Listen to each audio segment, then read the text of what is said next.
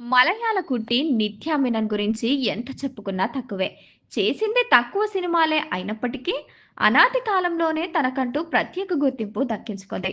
అలా మొదలైంది సినిమాతో కెరీర్ మొదలుపెట్టిన నిత్యా మీనన్ తెలుగుతో పాటు తమిళంలో కూడా నటించి ఫుల్ పాపులారిటీని సంపాదించుకుంది. ఇటీవలే జాతీయ ఉత్తమ నటిగా కూడా అవార్డు గెలుచుకుని చరిత్ర సృష్టించింది. ధనుష్ హీరోగా నటించిన 'తిరు' సినిమాతో నిత్యా మీనన్ హీరోయిన్‌గా నటించారు. ఈ సినిమాలో నటనగాను నిత్యా మీనన్ జాతీయ అవార్డు గెలుచుకున్నారు.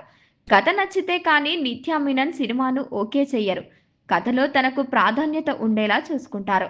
ఇదిలా ఉంటే తాజాగా నిత్యా మీనన్ ఓ ఇంటర్వ్యూలో షాకింగ్ విషయాలను వెల్లడించారు.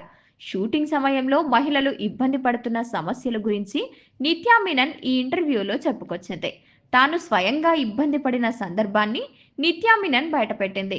కొంతమంది నిర్మాతలు, దర్శకులు అనారోగ్యంతో ఉన్న పీరియడ్స్ నొప్పితో ఉన్నామని చెప్పినా పట్టించుకోరని ఈ సందర్భంగా నిత్యా మీనన్ వెల్లడించింది.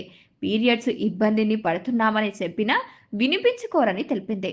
ఆరోగ్యం బాలేకపోయినా ఎంత కష్టమైనా ఏదో ఒకటి చేసి షూటింగ్‌కి రావాలని సినిమా నిర్మాతలు, దర్శకులు కోరతారని, ఇండస్ట్రీలో మహిళలు ఇలా అలవాటు పడ్డారని నిత్యా మీనన్ పేర్కొంది.